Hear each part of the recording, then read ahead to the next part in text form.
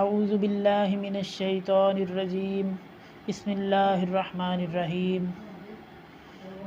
ربی اشرح لی صدری ویسر لی امری واحلل عقدۃ من لسانی یفقہوا قولی ربی یسر ولا تعسر ودمم بالخیر وبک نستعین اما بعد فاعوذ باللہ من الشیطان الرجیم بسم اللہ الرحمن الرحیم السلام علیکم۔ اس محفل میں قرآن مجید فرقان حمید کی دوسری مستند اور اعلیٰ و ارفع صورت سورہ آل عمران کی آیت نمبر 165 سے 171 تک کا ترجمہ اور اس کے اندر احکامات جو مختصراً بیان ہوئے ہیں ان کو میں آپ کی خدمت میں اختصار سے بیان کرنے کی کوشش کروں گا۔ آئیے آج کے سبق کا ہم آغاز کرتے ہیں۔ اعوذ باللہ من الشیطان الرجیم بسم اللہ الرحمن الرحیم اولما اصابتکم مصیبہ، کیا اور جب تمہیں پہنچی مصیبت۔ یہاں پہ غزوہ احد کا واقعہ بیان ہو رہا ہے۔ اللہ تعالیٰ کہتے ہیں کہ غزوہ احد کے دن جب تم پر پریشانی کا وقت آیا، مصیبت پہنچی، وہ درے والا معاملہ کہ جب درے پر 50 جو تیر انداز تھے وہ اللہ کے نبی صلی اللہ علیہ وسلم نے کھڑے کیے ہوئے تھے، تو وہ اپنی جگہ سے ہل گئے۔ کسی وجہ سے وہ اس لالچ میں تھے کہ مسلمانوں کو فتح ہو گئی ہے تو وہ مال غنیمت اکٹھا کر لیں گے، تو اس وقت جو ہے کفار نے پیچھے سے حملہ کر دیا اور مسلمانوں کی فتح جو ہے وہ شکست میں تبدیل ہو گئی۔ تو اس وقت کی مصیبت کا یہاں پہ ذکر ہے کہ کیا اس وقت جب تم پر مصیبت پہنچی تھی، قد اصبتم مثلیہا، اللہ تعالیٰ کہتے ہیں کہ یہ غزوہ بدر سے کم تھی، یعنی غزوہ بدر میں تمہیں اس سے زیادہ تکلیف پہنچی تھی۔ یعنی غزوہ بدر میں تو تم 3 گنا کم تھے، 313 تھے تم، اور جو کفار تھے وہ 1000 کی تعداد میں تھے، تو کفار اس وقت 3 گنا تھے، تو اس وقت تمہیں تکلیف اور پریشانی زیادہ تھی۔ اب تمہیں اس کی نسبت پریشانی اور تکلیف تھوڑی کم ہے، لیکن پھر بھی تمہیں جو ہے وہ تم یہی سوچ رہے ہو کہ یہ جو ہے وہ کیسے ہوا۔ اگر اللہ تعالیٰ کہتے ہیں کل تم انا ھذا، تم یہی کہہ رہے تھے یہ کہاں سے آ گئی ہے، یہ پریشانی یہ مصیبت ہمیں کیسے اللہ کی طرف سے آ گئی، ہم تو بڑے متقی بڑے پرہیزگار ہیں، یہ اللہ تعالیٰ کی طرف سے ہمیں کیا پہنچ گیا ہے، یہ مصیبت کیسے پہنچی ہے، یہ کیا ہے۔ کل کہہ دیجئے اے نبی صلی اللہ علیہ وسلم، ہوا من عند انفسکم، یہ تمہارے نفسوں کی طرف سے ہی ہے۔ اس کا مطلب ہے کہ یعنی جو تم نے اعمال کیے ہیں اس کے بدلے میں ہے نا، یعنی جو تم نے کیا ہے، تم نے درہ چھوڑا تو اللہ نے جو ہے وہ کفار کو تمہارے اوپر مسلط کیا۔ اگر درہ نہ چھوڑتے، اگر اللہ کے نبی کی بات مان لیتے، اللہ کے نبی نے کہا جو ہوا تھا کہ درے پر کھڑے رہو، تو پھر کیوں ہلے تھے وہاں سے؟ جب ہلے ہو تو اللہ نے پھر اپنا تو کرشمہ تو دکھانا تھا، پھر تمہیں جو ہے شکست تو ملنی ہی تھی۔ ان اللہ علی کل شیء قدیر، بے شک اللہ تعالیٰ ہر چیز پر قادر ہے، فتح پر قادر ہے، شکست پر قادر ہے، ہر چیز پر اللہ تبارک و تعالیٰ قدرت رکھتے ہیں۔ اس چیز کو جاننا چاہیے، اس چیز پر غور و فکر ہونا چاہیے۔ وما اصابکم یوم التقى الجمعان، اللہ تعالیٰ کہتے ہیں کہ جس دن 2 جماعتیں ملی تھیں، یعنی غزوہ بدر کی بات ہو رہی ہے کہ جس دن 2 جماعتیں ملاقات کر رہی تھیں، یعنی ان کے درمیان لڑائی کا موقع آیا تھا، فبإذن اللہ، تو وہ اللہ کے حکم سے تھا۔ یعنی اللہ تعالیٰ کہتے ہیں کہ یہ جو جنگ ہوئی تھی نا، یہ میرے حکم سے ہوئی تھی، یہ اگر میرا حکم نہ ہوتا تو یہ جنگ بھی نہ ہوتی۔ وَلِيَعْلَمَ الْمُؤْمِنِينَ، اور اصل بات اس کی یہ ہے کہ مجھے پتہ چل جائے کہ مومن کون ہے، مجھ پر اور میرے نبی پر ایمان کون رکھتا ہے۔ اللہ تعالیٰ اصل میں یہ جاننا چاہ رہے تھے، اس وجہ سے اللہ تبارک و تعالیٰ نے جنگ کا یہ موقع لایا۔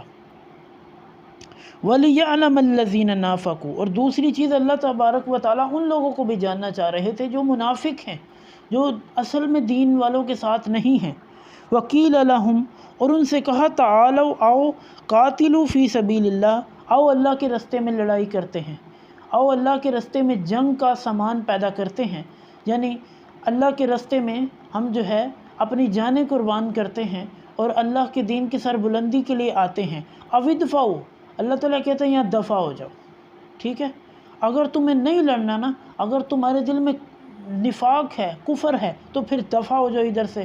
ہمیں جو ہے وہ تمہیں اپنے ساتھ ہی نہیں رکھنا، ہمیں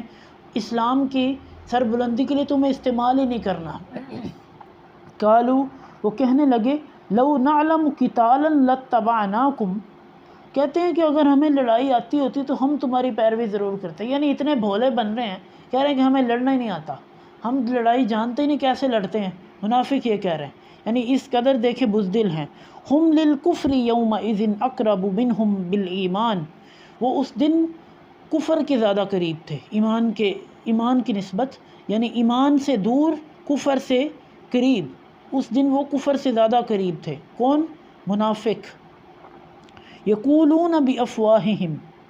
وہ اپنے منہ سے تو بات کر رہے تھے، ما لیس فی قلوبہم، ان کے دل میں نہیں تھا، یعنی وہ منہ سے تو کہہ رہے تھے کہ چلو کوئی نہیں لڑ لیتے ہیں، چلو ہم بھی تمہارے ساتھ چلتے ہیں، لیکن حقیقت میں اصل میں وہ مسلمانوں کے ساتھ نہیں تھے، اصل میں دل سے وہ مسلمانوں کا ساتھ نہیں دے رہے تھے۔ یقولون بافواہہم ما لیس فی قلوبہم واللہ اعلم بما یکتمون، اللہ تعالیٰ وہ بھی جانتا ہے جو انہوں نے چھپا رکھا ہے، جو ان کے سینے میں ہے نا، جو ان کے دل میں چھپا ہوا ہے نا، اللہ تبارک و تعالیٰ وہ بھی جانتا ہے۔ اللہ تعالیٰ کو پتہ ہے کہ ان کے دل میں نفاق ہے، ان کے دل میں منافقت ہے، کفر ہے ان کے دل میں۔ الذین قالوا لاخوانہم، وہ لوگ جنہوں نے اپنے بھائیوں سے کہا، یعنی وہ بھائی جو کہ میدان جنگ میں گئے تھے، یہ وہی غزوہ احد کا ہی بیان ہو رہا ہے۔ وقعدوا، اور وہ بیٹھے رہے، یعنی وہ اپنے گھروں میں بیٹھے رہے، جنگ کے لیے اللہ کے نبی صلی اللہ علیہ وسلم کے ساتھ نہیں گئے۔ لو اطاعونا، کہتے ہیں کہ اگر ہماری بات مان لیتے نا، ما قتلوا، تمہیں نہیں مارا جاتا، یعنی تم شہید نہ کیے جاتے، تمہیں قتل نہ کیا جاتا۔ کہنے لگے جب وہ مسلمان جنگ سے واپس آ رہے تھے نا، تو جو ان میں سے شہید ہوئے تھے نا، تو وہ کہنے لگے کہ یار اگر ہمارے ساتھ اگر یہاں پہ بیٹھے رہتے، پیچھے رہتے، تو تم بھی نہ مارے جاتے، تم بلا وجہ ساتھ گئے اور تم بھی مارے گئے۔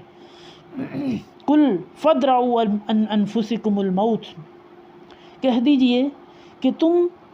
نہیں ٹال سکتے اپنے آپ سے موت کو۔ اللہ تعالیٰ کہتے ہیں کہ جہاں پہ، جس جگہ پہ تمہاری موت کا وقت مقرر ہے، وہیں پہ آئے گی۔ ان کو میدان جنگ میں موت آنی تھی، وہ وہاں گئے اور ان کو وہاں پہ موت آ گئی، تمہیں اگر یہاں آنی ہے تو پھر یہاں بھی آ جائے گی۔ تم یہ نہ کہو کہ تم یہاں پہ نہیں مارے جاؤ گے، یہاں پہ بھی تمہیں موت ضرور آئے گی۔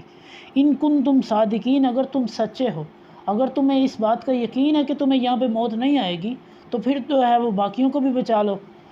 وَلَا تَحْسَبَنَّ الَّذِينَ قُتِلُوا فِي سَبِيلِ اللَّهِ، اور وہ لوگ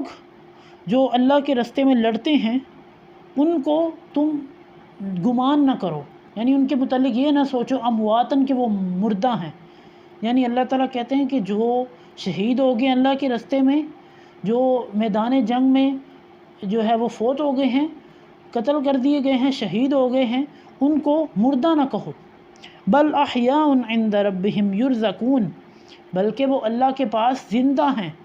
وہ رزق دیے جاتے ہیں، یعنی اللہ ان کو برزخی رزق دیتے ہیں۔ یعنی وہ برزخ کہتے ہیں ایک ایسے پردے کو جس کے پیچھے سے کوئی دیکھ نہیں سکتا، یعنی وہ ایسے پردے کے پیچھے ہیں جہاں سے ہم لوگ تو نہیں دیکھ سکتے، لیکن وہ اللہ کے پاس رزق دیے جاتے ہیں، وہ زندہ ہیں اللہ کے پاس۔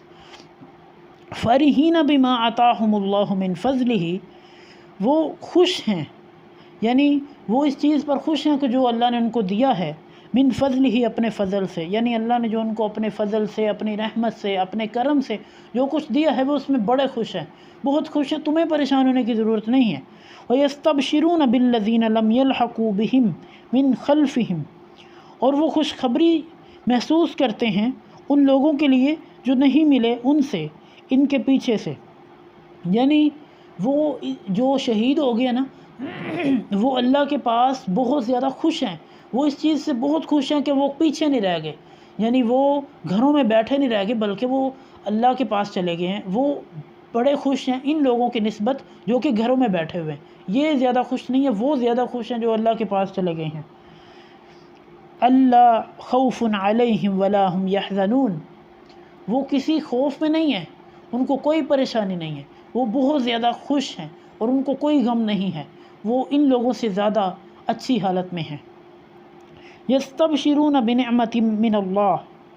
وہ اس چیز سے خوشی محسوس کرتے ہیں کہ اللہ نے ان کو اپنی نعمت سے نوازا ہے، یعنی اللہ نے ان کو اپنی جنتوں میں داخل کیا ہے، وہ اس چیز سے بہت زیادہ خوش ہیں، وفضل، اور اس کے فضل سے وہ بہت زیادہ